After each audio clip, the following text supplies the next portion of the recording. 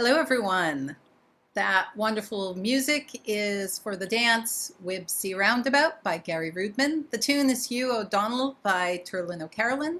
The band is Bare Necessities, musicians Kate Barnes, Earl Gaddis, Mary Lee, and Jacqueline Swab. And the CD is More Favorites of the Boston Center by the Bare Necessities, and it's available from the CDSS bookstore, so you can get it there. Good evening. I'm glad you're joining us tonight. I am Darlene Hamilton, and we are the Historical Tea and Dance Society. Whether you are joining us on Zoom or Facebook, open your chat box or be aware of where it is on Facebook for questions. We have Lindsay Verbal, who is working with us to get all your questions answered and manage media and music. Hey, Lindsay. On Zoom, we have Renee Turner, who is monitoring Zoom for questions that you post there. And she's also posting links and other credits and such. And then on Facebook, we have Larry Hansen, who's doing the same thing. He's monitoring chat and he's doing the posts. Thank you all for being with us. I love my team. It's so great to have great people to work with. Anyway, thank you. Stick around for the after talk, and we will be posting that in the chat box. So make sure you're monitoring that for links and different things that we post. In the after talk, we will be getting all together in a nice big group and being able to talk to Bridget, you know, more one-on-one. And so make sure you check the posts or check your email that we sent. We want to, once again, as always, thank Karen Axelrod for that fabulous concert every Tuesday on Facebook.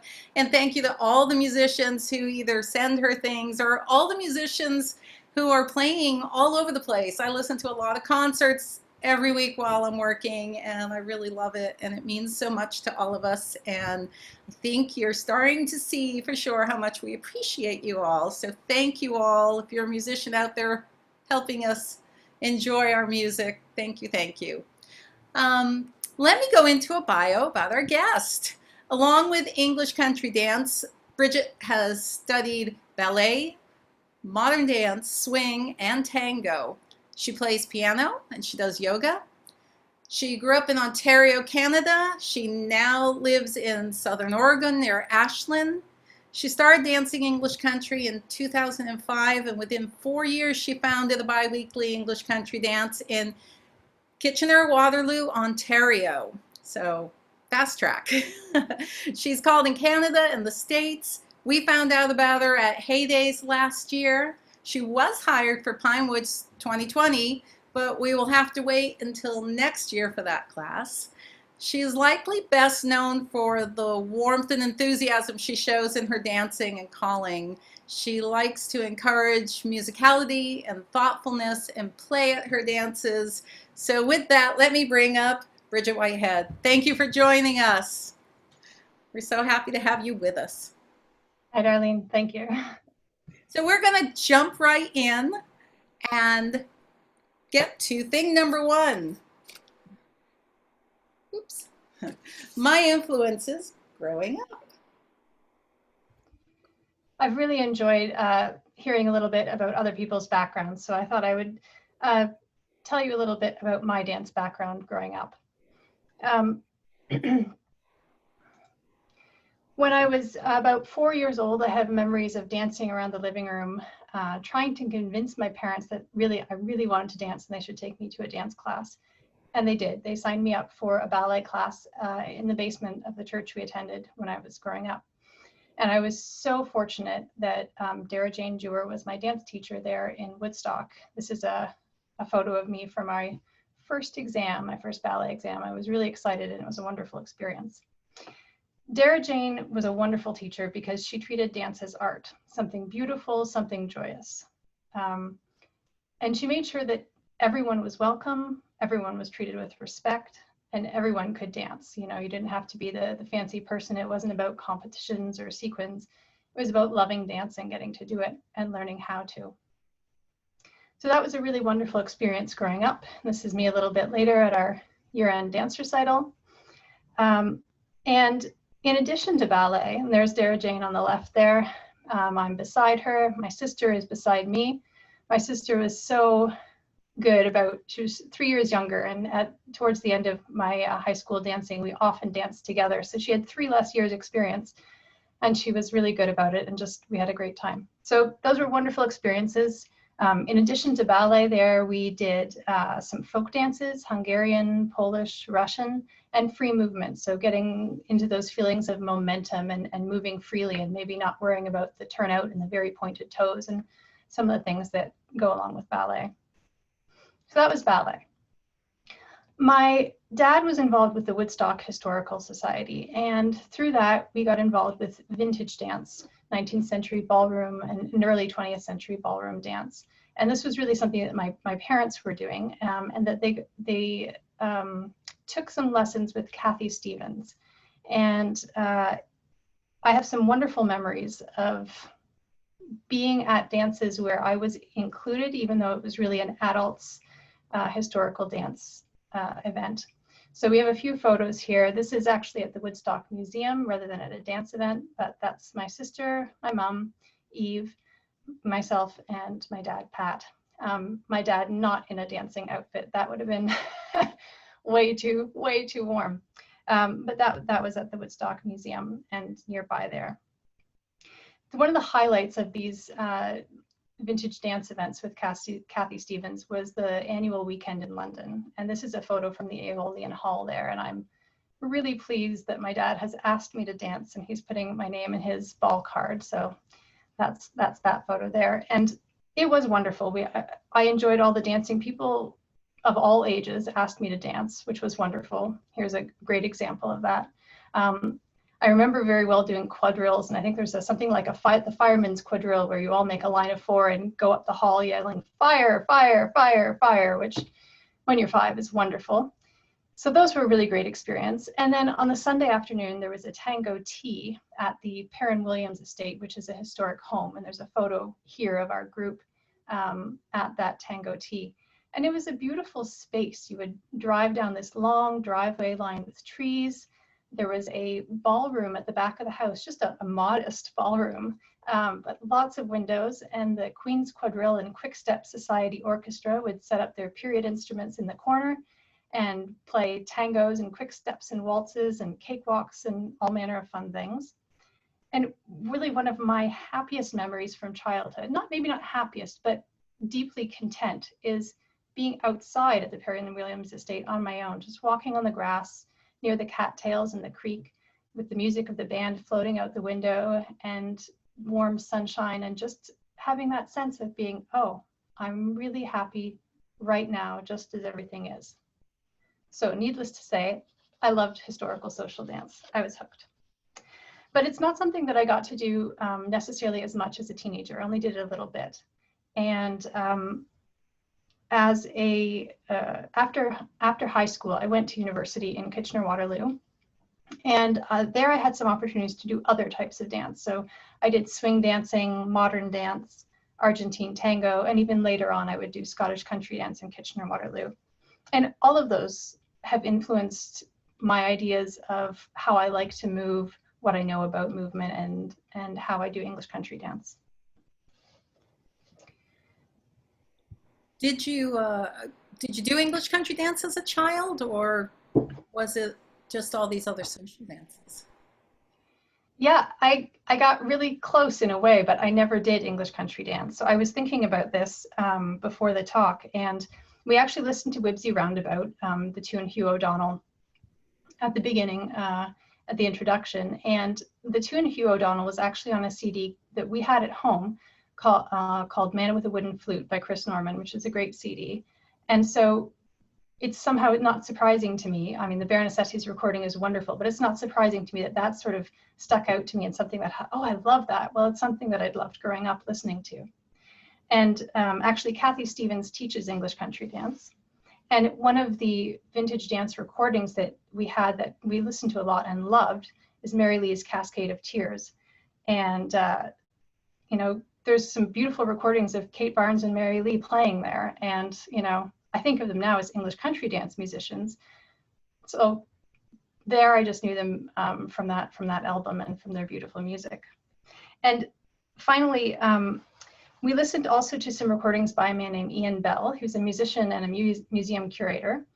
And he had some CDs, A Grand Musical Entertainment, Grassroots Music of Early Ontario, and The Farmer Feeds Us All, that we loved listening to growing up, and they were wonderful. And they're no longer available. So I wanted to play you one of those because Ian Bell is actually also a contra dance musician. I had no idea. I didn't know what English country dance or contra dance were, but I was pretty close. So let's listen to Say Will We Yet from A Grand Musical Entertainment by Ian Bell. Sit down a while, my cronies, and give us your crack. Let the wine take the cares of the world on its back. Let the glass take its course and go merrily all round. For the moon it has to rise ere the sun it will go down. And say will we yet, and say will we yet, if we fall we'll all get up again, and say will we yet. And I should add that we have that recording because my dad and mom, Pat and Eve Whitehead, used a tape to MP3 recorder this weekend to get it off of the tape cassette. So we now have a digital version. So that's, thank you. It's a treat. So I didn't do any English country dance growing up, but I knew I loved historical social dance and I wanted to look for something like that. So when I found myself on co-op terms in the Greater Toronto area teaching. At least I think this is what happened, because I don't remember perfectly. I think what I looked up historical social dancing in Toronto, and what I did find was Toronto English Country Dancers and Karen Milliard. And Karen was really, really great about getting me involved with English country dance. So I was going to the regular dances, but she also invited me to join in a demonstration group where I had a chance to sort of work on some finessing elements and enjoy some interesting dances that we didn't otherwise do, and to get to know some of the other dancers better, which was great for me because sometimes I find it hard in big groups to get to know people well. So those smaller group settings were wonderful. And we had a really nice time. She also had some callers cavalcade evenings where lots of different callers would call and encouraged me to call. So that was my first experience trying out, testing the waters with calling. And she also really encouraged me to go to a lot of regional events. And there were many in the area. There was Ann Arbor and Rochester and London, Ontario, and Toronto.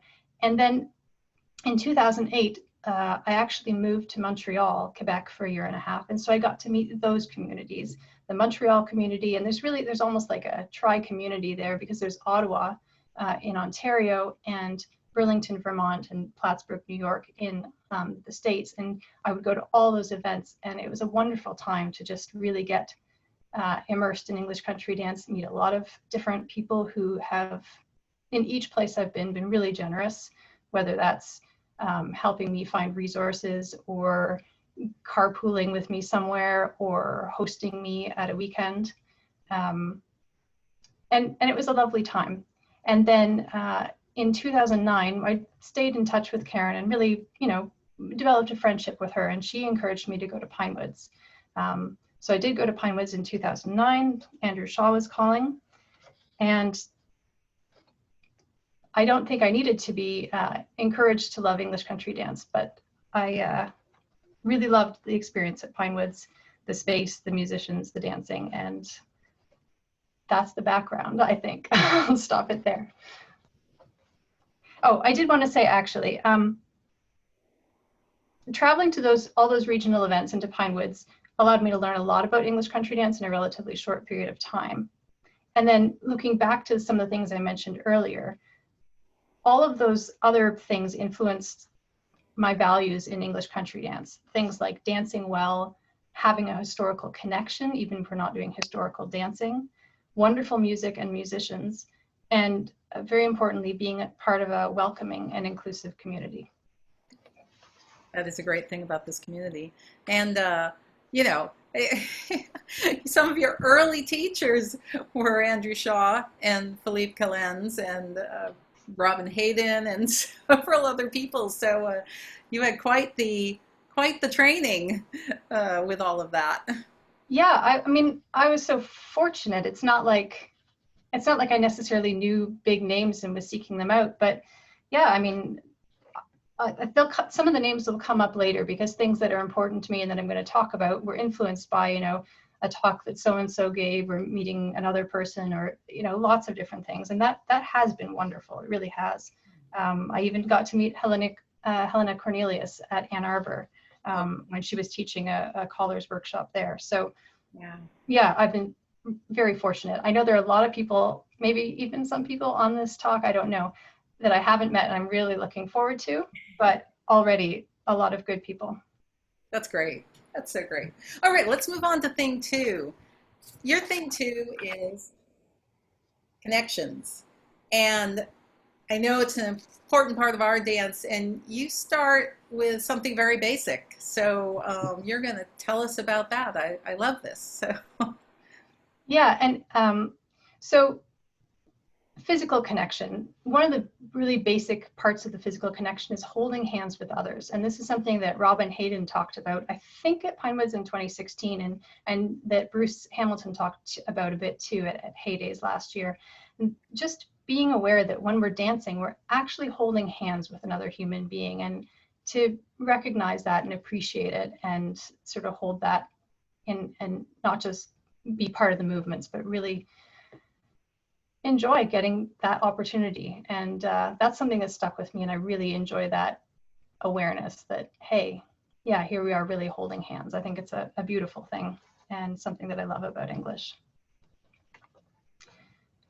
At a more functional level, of course, the hand is also a really important part of the hand connection that we have in English country dance. And being able to feel what the other people around us are doing and be connected with those people in our movements.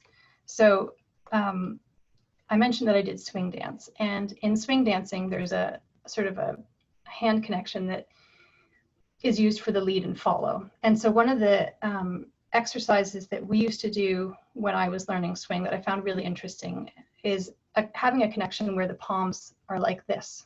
So the leader would have their palm up and the follower palm down. And then the leader would lead movements with while the follower had their eyes closed. And so this connection where you just have just a little bit of hand friction, you have to really, really pay attention. And of course, part of that means that you need to have a connection through your arm traveling into your shoulder and back so that whatever happens in the hand is transferred into the body and not just absorbed by the hand. So we worked on that a lot in swing dance, and I know it's something that people work on in English country dance too. And I find it really satisfying to have that feeling, like, for example, in a circle where you feel that beautiful round connection. You can feel that the circle just seems to go all the way around. Somehow you can feel that, and everyone's moving together and you're just slightly drawing the person behind you. Everyone is, as you go around. It's a wonderful feeling. So those are some aspects of physical connection, but as I was trying to partly say there, there's also a visual connection. And there's obviously a lot of geometry and patterning in English country dance. And as I think as someone with a math background, I have that visual spatial interest, and I really enjoy the patterns that come up in English country dance. Jenna Simpson in her talk talked about that example of Fentraleric, where you're in a line of 4 up and down the hall, and the middle people do a turn once and a half, while the outside people orbit halfway around. But halfway through that, just instantaneously, there's a moment where there's a horizontal line across. So you have these beautiful shapes, round shapes, lines, and things that just happen for a moment and are gone. And actually, Philippe Callens taught a really great class on this at the Lennox Assembly in, I think, 2011. And he talked about all sort of different elements of visual awareness, being aware of your lines, using your peripheral vision to be aware of the line that you're in, knowing where the line is at the center of the set, knowing where the lines are that you should fall back to, depending on where the next set is behind you and other things in the room, how much space to have between dancers, those shapes like the circles and diamonds and lines that I mentioned, and being aware also of maybe oddities about the room. Is the room asymmetrical? Is there something funny about it that you need to keep in mind to make all of this work? Does the dance begin with up a double and you need to think about having enough space at the top of the set? So there were a lot of ideas about the visual aspects of English country dance in that workshop, and that's really stuck with me. One of the dance forms that really emphasizes shapes and precision is Scottish country dance. And I've started doing that a little bit when I was in Kitchener-Waterloo, and then the group here in Ashland and in Southern Oregon more generally does do Scottish and English both. And last year, in 2019, Brooke Friendly is in a choir called Rogue World Ensemble, and they put together a concert called Step We Gaily. And Brooke, with her dance experience, it was a Celtic concert, put together several dances and had some of our local dancers involved. So I wanted to share a video from that because it was a really great experience and fun to work with a choir and with Brooke and to do a performance. So this is Mari's Wedding, or our sort of stage version of Mari's Wedding. Brooke is in the choir. Her husband, Chris Sackett, is dancing, her daughter, Kate, and me and 3 other dancers. So here's Mari's Wedding.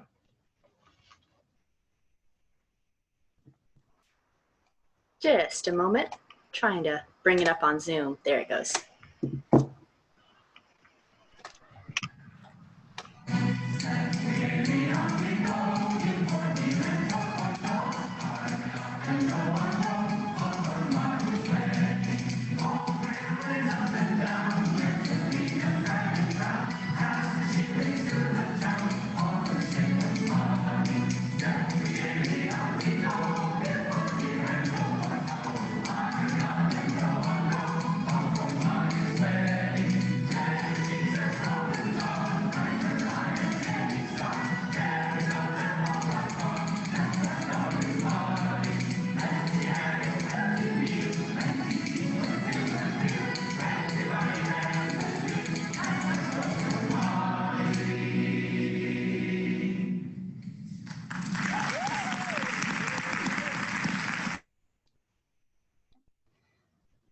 was a lot of fun, and a great experience.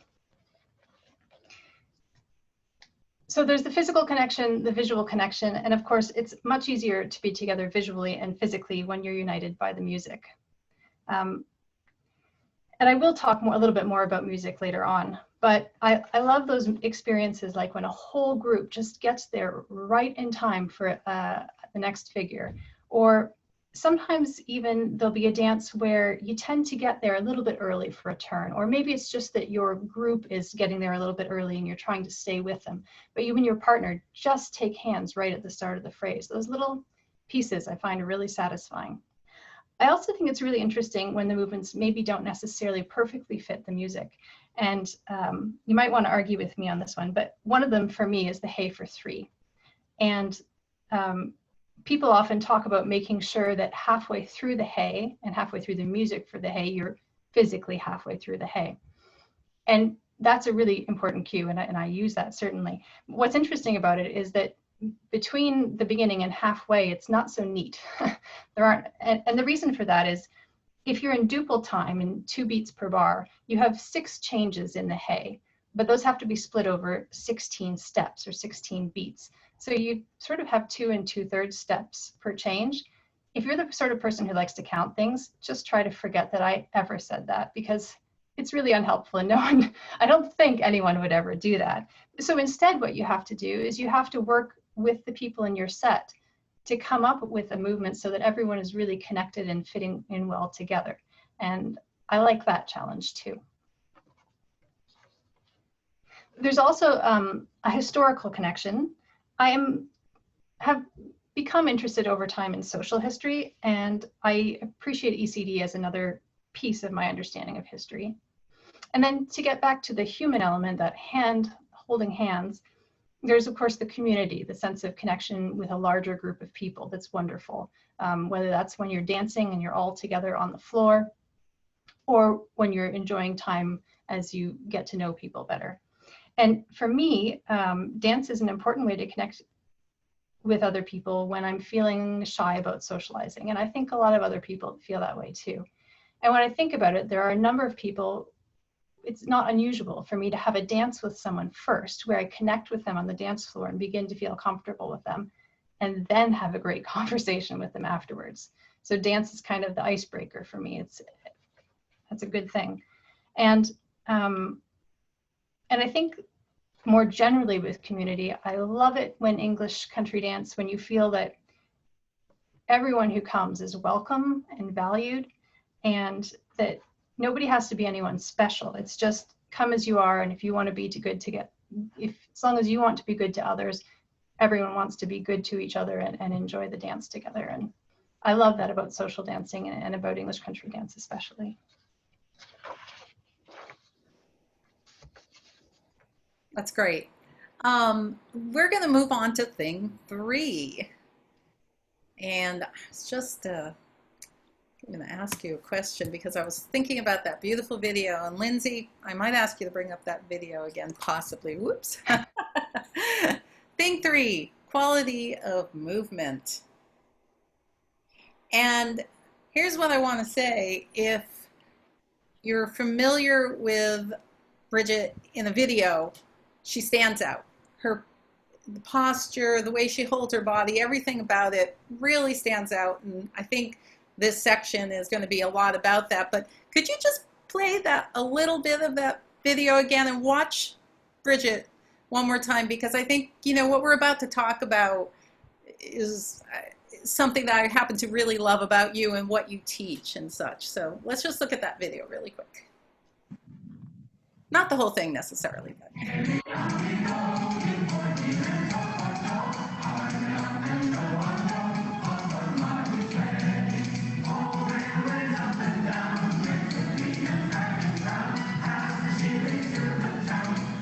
That's probably enough. I just wanted people to have that in mind.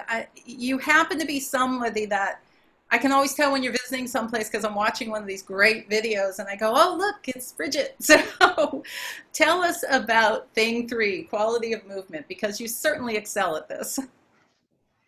Well, thank you. And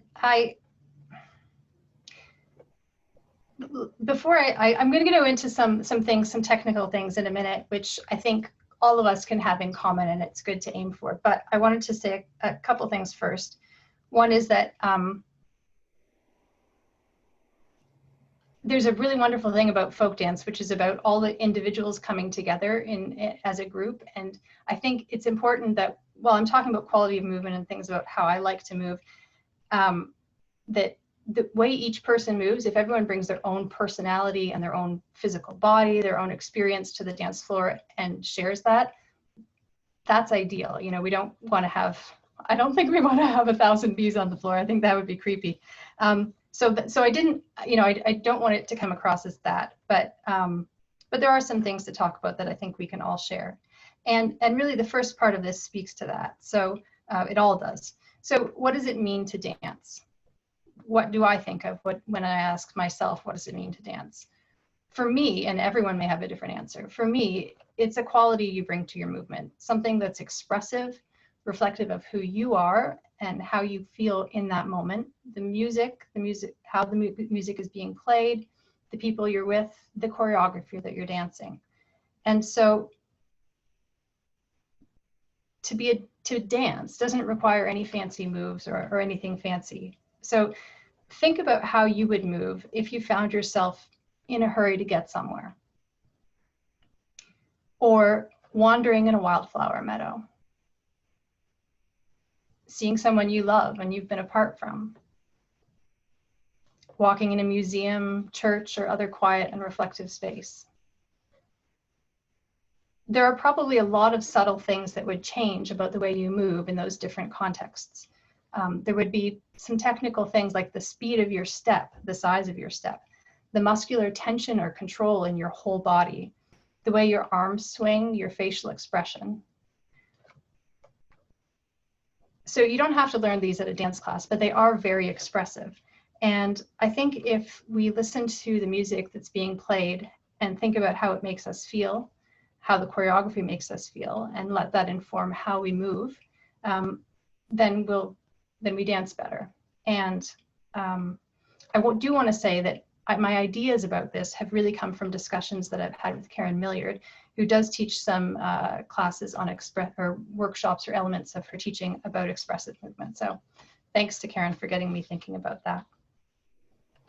So those are some ideas about how to be expressive.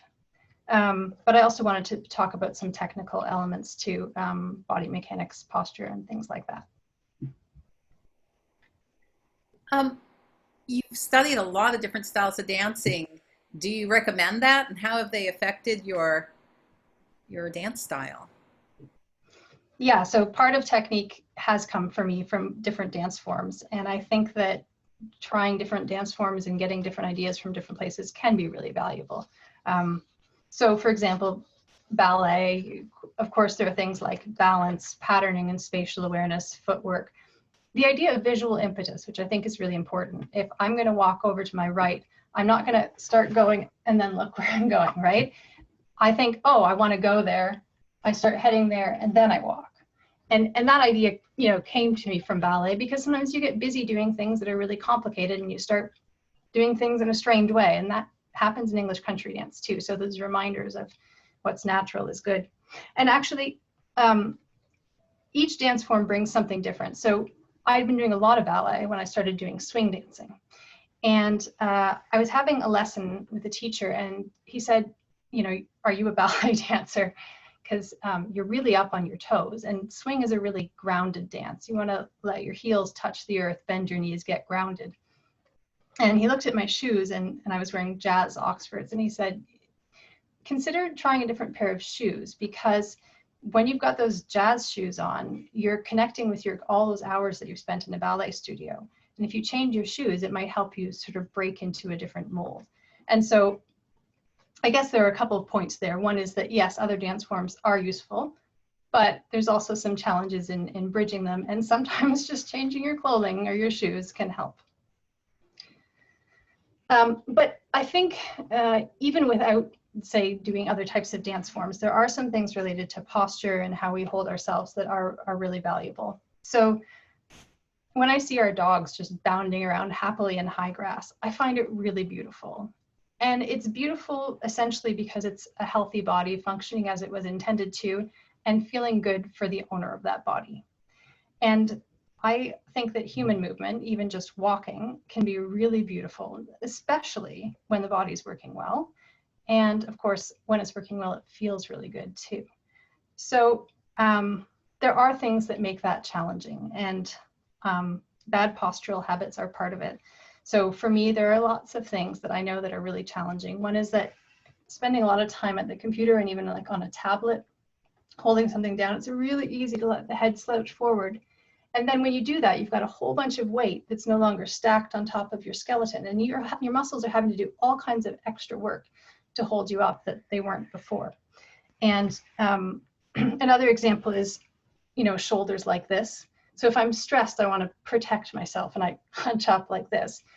But again, it's causing strain on my system by not having things aligned as they were intended to be. So I do think there are a lot of things we can do outside of dance to take care of ourselves so that when we are dancing, we feel good. Things like varied and regular exercise, having an ergonomic computer setup, so making sure that, for example, your screen is high enough up that it's not leading you down into that slouch. Using things like meditation or walks or whatever works for you to reduce stress so that you're not like this, like I am some of the time.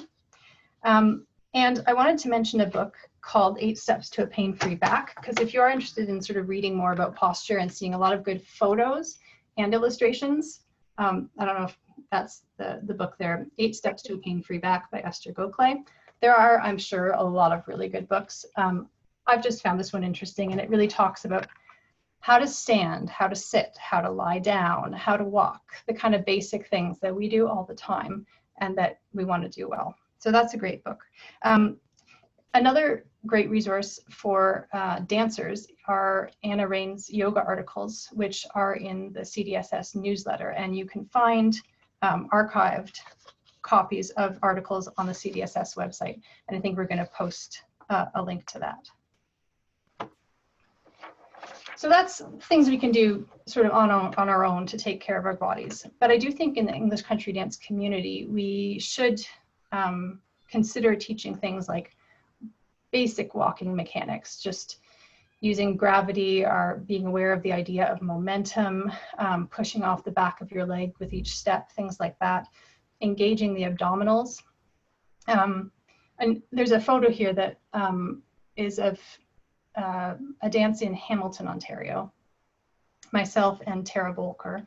So Lindsay, you could put that up. And I think it's an example of this idea of using momentum. And if you think about it, if you're pushing off your back leg and you want to move forward rapidly, you really want to have your center of gravity, your mass, in front of that back leg that's pushing off, because that way the force transfers straight into your body and you're propelled forward, and then gravity will help your next foot land right underneath you, and on you go. And so this was a photo where, both Tara and I are just, I think, just moving in a nice, comfortable way that I was like, oh, thanks for taking that photo, Dad. I like it. I mentioned the visual impetus, making sure that you're looking and pointing your hips and then your toes where you're going. And I talked earlier about having that hand connection and not just the ability to feel other people's hands, but maybe, for example, to not grip, to not twist your shoulder, other things that we can do to protect ourselves and other dancers on the dance floor. So those are things that maybe I haven't figured out all the ways to teach, but I would like to keep thinking about. That's great. Lindsay, I think you're going Yes, we have a Q&A question from Victor Lindsay. And Victor, go ahead and unmute, turn on your mic, turn on your camera if you'd like. All right, let's see. Hey, it works. Hey, Bridget, how you doing? Hi, Victor. It's nice to meet you. All right. In previous interviews we've had on the show, we've had a number of guests lament the loss of dance precision in what they've seen over the years, starting from about the 1970s and so forth, onto the current generations. If we're to incorporate the more accessible styles, the more accommodate our older generation, how will we combine the perspectives of people that are not going to be precision dancers to start with those that want to do a better job? Well, I mean, I think some of the things that I'm talking about right now are really, I know that not everyone is going to be interested, but I think a lot of people who maybe, whatever their age, whatever their health conditions, they might appreciate this not as a matter of becoming a precise and glorious dancer, but as a matter of having less pain and being able to dance longer. So I think that's important. And I do think as you think about, do I want to incorporate this in my classes or in other places in English country dance, I do think it's important to think about where they come in and how they come in. Too much of a good thing can be too much. So, they're at a ball, I'm not going to be talking about people's posture. And, maybe most of my regular weekly dances, I'm not going to, but then I can have a workshop where I specifically say, hey, we're addressing some of these things. People who want to come, please do.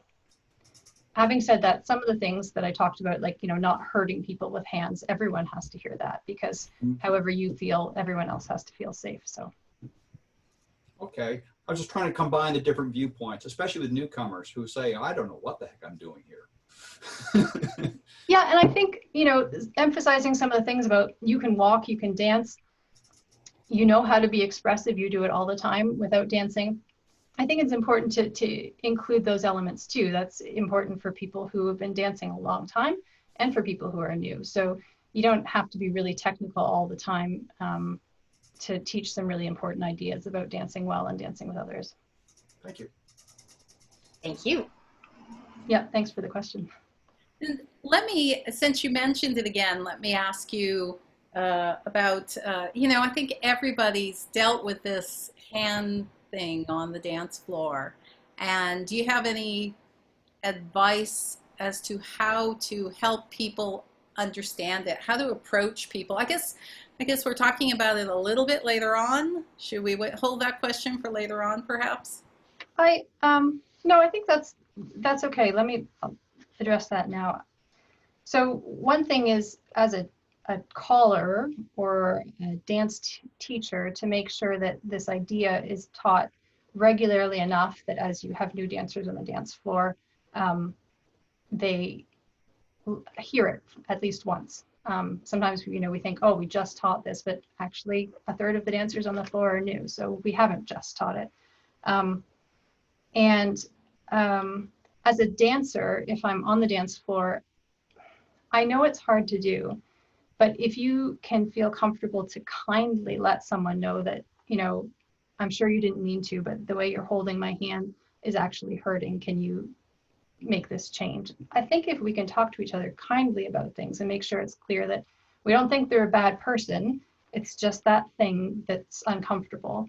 I think that's helpful. But of course, if we have that awareness in the community more broadly, because we teach it regularly, then that's important too.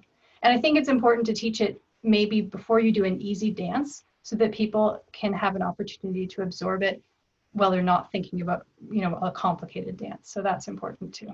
That's a great point. That's a really great point.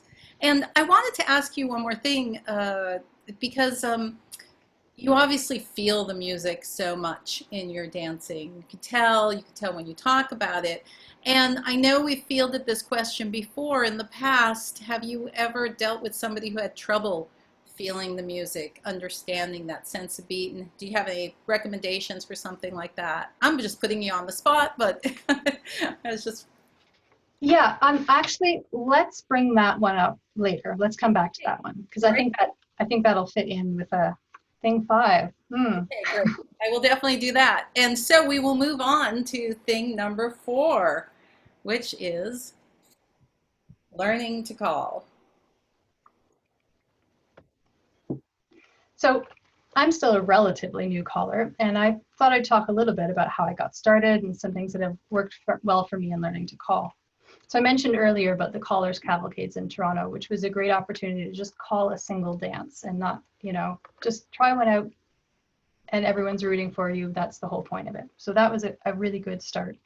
After Pinewoods in 2009, I came back and I did a whole bunch of work planning programs and making flyers and setting up a website and an email address and things. And I just started a group in Kitchener-Waterloo because there wasn't one. And I was pretty nervous the first day, so I didn't know how it would go. I hadn't called the whole evening before. And there were some things that I did in preparing for that I think were really helpful. Before I go into a few of those, I did want to show a couple of photos from the Kitchener-Waterloo group. There were some really lovely people, and I haven't been there very much in a few years now, and so I wanted to share a couple of photos.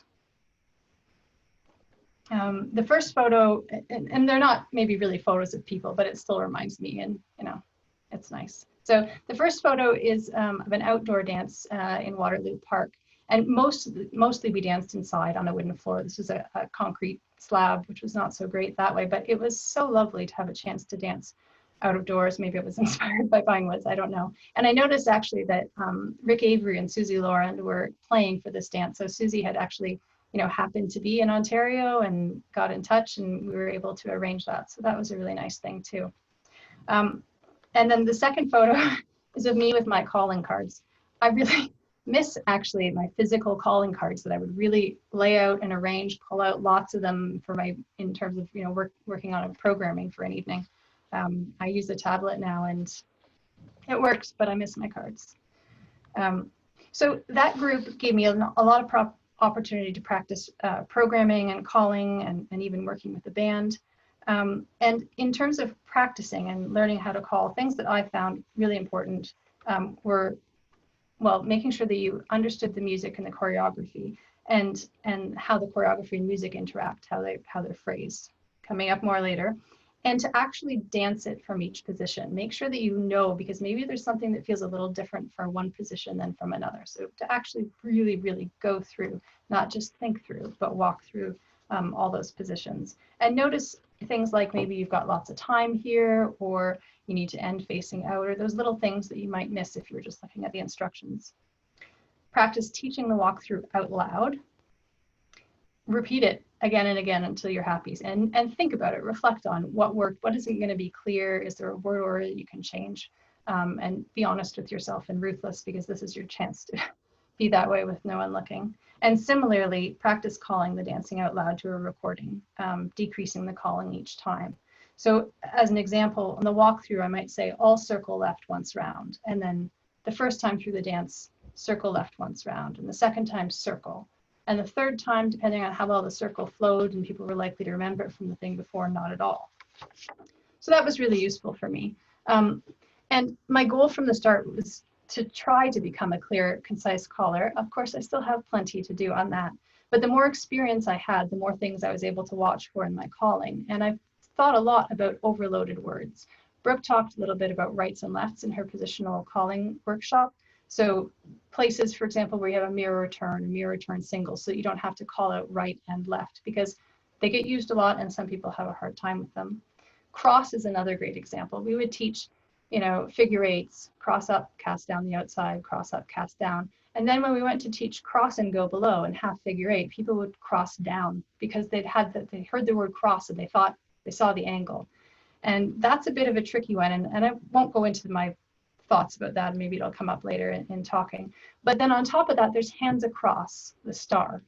And so as far as I'm concerned, I never use hands across with a beginner group. It's always star. And most of the time, in fact, I use star because it's just another instance of cross that I don't think needs to be there. Having said that, though, it is useful to use hands across once in a while, because ideally your dancers will go and dance other places too. And you want people to not be totally flustered when they hear this thing that they've never heard of before. So it is useful once in a while to get them used to other terminology.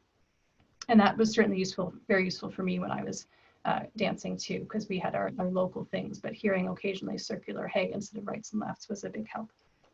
I don't want to talk too much more about that because there's there are all kinds of callers workshops, and there's Bruce Hamilton's really great notes on teaching country dance, which are available through CDSS.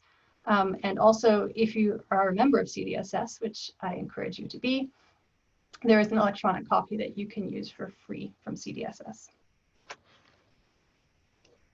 And overall, like, those are a bunch of technical things, but really I found if you make it clear that you're excited about the dancing, you really want to see people succeed, you're rooting for them, that comes across, and it just makes everything go better, even if you are, making 100 little mistakes. Good advice. I hope there's some people out there that have been thinking about maybe I'll try calling when things get back to normal, because that's a lot of really good advice. Did you attend many colors workshops, or did you have a mentor or somebody that you, all I could think of was say idolize, so you were, really thinking about them a lot, or just, I'm just curious where your background for all this is. Yeah. So I mentioned that I started dancing in Toronto with Karen Milliard, and I'm not sure that I was aware of this at the time, but it's something that I've become really aware of since then, is that she has a really, her style of calling, it's kind, it's interesting, lively, and playful. And it's interested in the dancers, both when she's calling and when she's just interacting with the people there.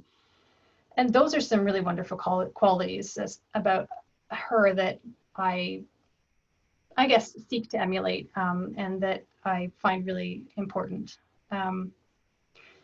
There are lots of good things and some bad things in all callers.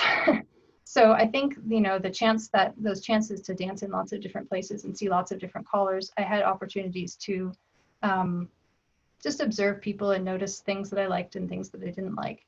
And so initially when I first started calling with the Kitchener-Waterloo group, I don't think that I had a lot of formal training of any kind, but I really was paying attention to people, and I was going home and practicing and analyzing and really thinking about what I wanted to do.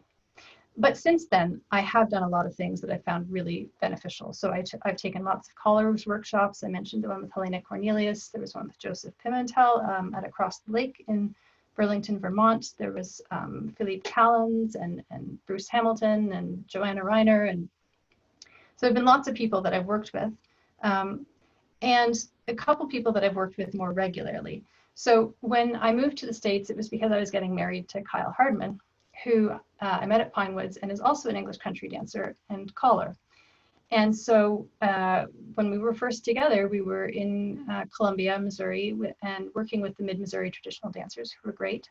And we were co-teaching classes and calling evenings of dance together. So we had the chance to, teach one another and share, just sitting around in the living room all the time, which was obviously, well, not obviously, but it was great and really useful, and brought up some interesting ideas.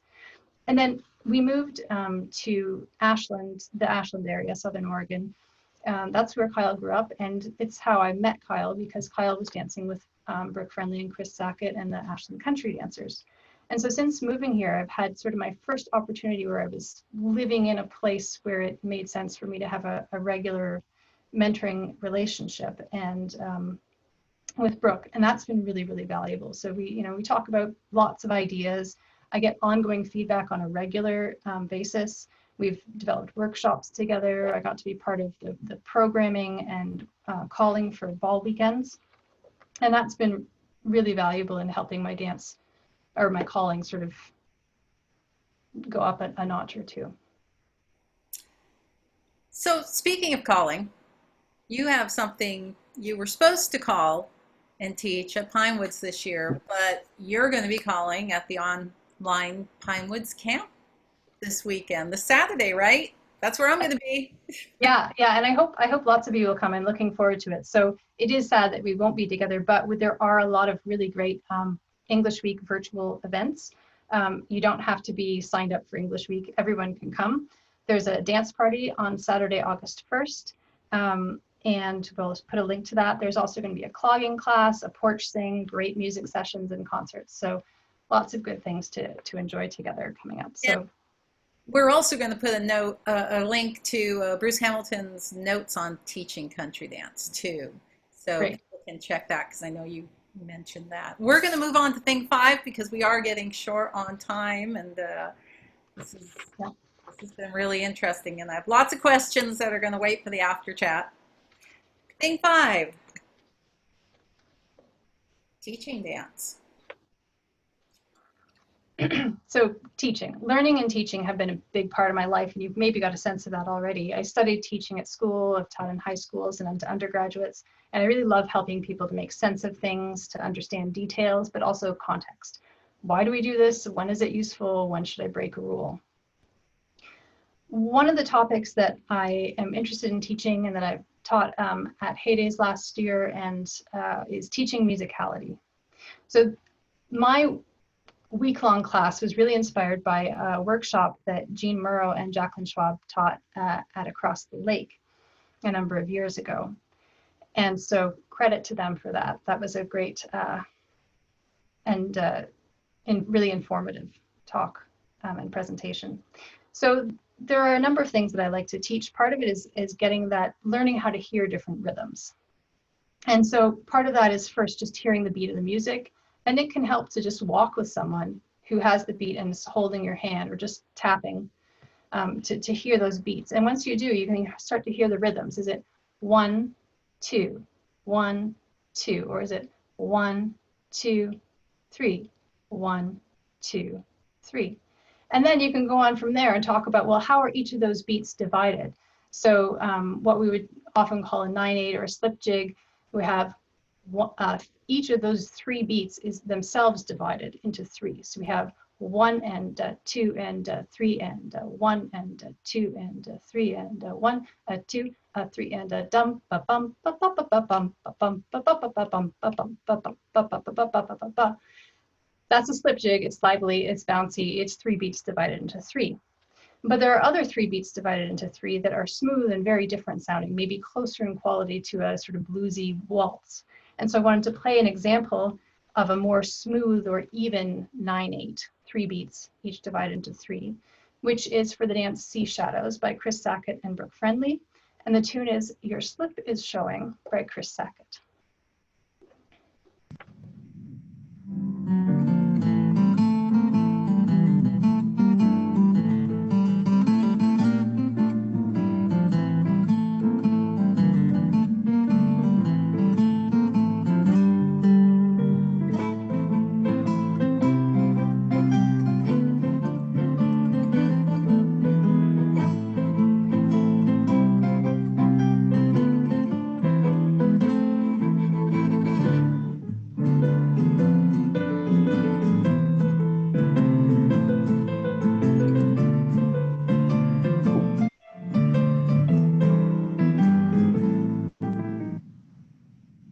So hearing rhythms is one part, and there's a lot of detail you can go into there, obviously. But another really important part of that workshop is hearing the phrasing in English country dance, getting used to the idea of the 8-bar phrases and the AABB structure, 1 phrase of 8 repeated twice, and then a new phrase repeated twice. And it's really, I think, important to realize that, again, this is something that's probably familiar to a lot of us. If you think of row, row, row your boat gently down the stream, merrily, merrily, merrily, merrily, life is but a dream. That's a classic 8-bar phrase divided into 4. A first section of 4 and a second section of 4. You don't have to count it, you're familiar with it. So getting to hear those phrases is important. And then once you know that, then you can hear those weird phrases where there's a little extra bit of music or there's a piece missing. So that's music. But I did want to talk about one other aspect of teaching, which Brooke and I have talked a lot about and worked on together, which is providing helpful help. So first and foremost, I think for myself that the best help that anyone can give to other dancers is just to dance their own part well. Be calm, make others feel welcome and appreciated. So it's really easy to slip into set management and sort of try to be helping everyone get where they need to be, but that often becomes frantic, frequently leads to mistakes, and it can really hurt people's feelings or even physically hurt them. So being where you need to be and just looking in the right direction is tremendously helpful, and it's not offensive, it's just good dancing. So more things that you can do and that you can suggest to others to be helpful. If you're about to dance with someone, look at them, turn your body towards them, and prepare, collect your body for movement. Begin to offer your hand with the music at the right time. If you think about it, that's something you would do with a really experienced dancer too. It's also just part of good dancing. If you're not about to dance with someone, don't interact with them unless they're really clearly asking for your help, because otherwise you're distracting their focus from where they need to look and from listening to the caller who they might need to be listening to. And then stand still when when you're not actively dancing. So that makes it clear who's active and provides a post or place marker. And in some dances, I think it's aesthetically the better choice. That's my personal take, but that's okay. We can all have different opinions. And then if you are about to dance with someone, and this was Brooke's idea, and they're not looking your way, just say their name, Bridget. And if that doesn't work, just let it go, because mistakes are okay. So that's the other big part of this, is mistakes are okay. And why should we let people make mistakes? So first, not being stressed about mistakes and even being good-humored when you make them yourself sends the signal that it's okay to make mistakes. The reality is they happen. They're part of life. Learning to let go of the mistake and focus on recovery is important in dance and life generally. And we do learn from our mistakes. That's a cliche in life generally. So give people the opportunity to make their own mistakes and then to become independent, thoughtful dancers, because that's what you really are trying to do when you help people.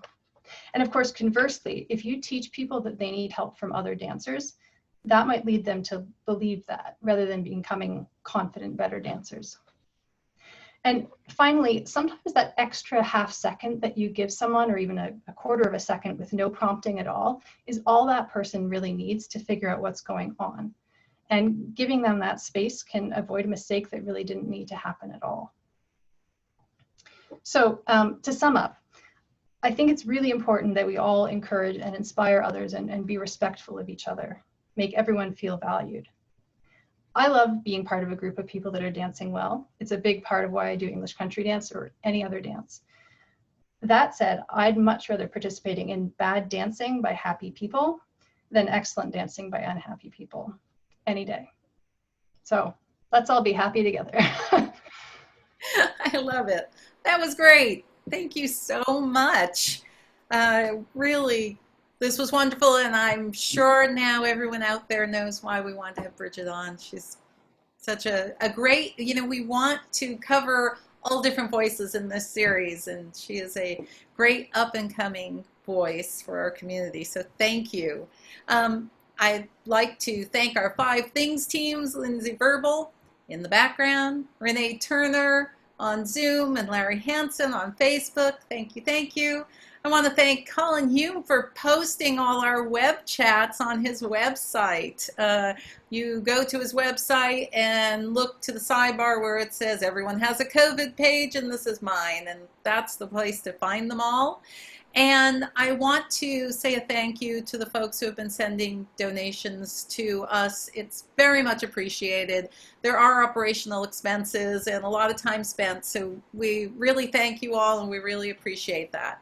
The After Talk link is being posted now, if it hasn't already been posted. So we hope you will come in, and some of the questions that we held will be brought up there, and we'll talk about all sorts of other things. Let me quickly try to quickly tell you what's coming up, because there's like a big long list of things.